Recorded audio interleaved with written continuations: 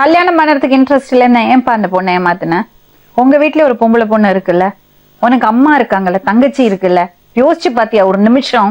இல்லைங்க, இல்ல இல்ல. இதே உன் தங்கச்சிக்கு நடந்திருந்தா சும்மா இருப்பியா நீ? எப்படிமா அந்த பையன்ட்ட ஏமாந்த நீ? நான் எக்ஸ்போர்ட்ல வேலை செஞ்சிட்டு இருந்தாங்க. அப்ப அவனா அவங்க வந்து நிப்பான். ஓ அப்படியா விஷயம்? நான் இப்போ ரோட்ல போகும்போது என்னை பார்த்துக்கிட்டே போவான், பார்த்துக்கிட்டே வருவான்.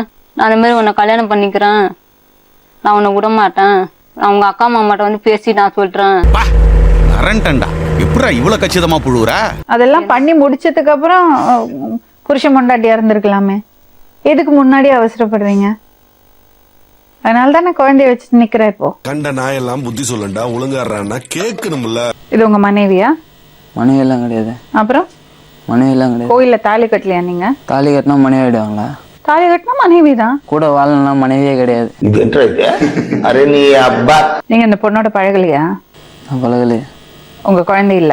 என் குழந்தை இல்லையே. டிஎன்எஸ் டெஸ்ட் எடுத்து உங்க குழந்தை என்ன ப்ரூவ் ஆச்சுன்னா ப்ரூவ் ஆயிடுச்சுன்னா நான் பார்த்துக்கிறேன். என்ன பண்ணுவீங்க? பண்ணி வர முடியாது நம்மளால.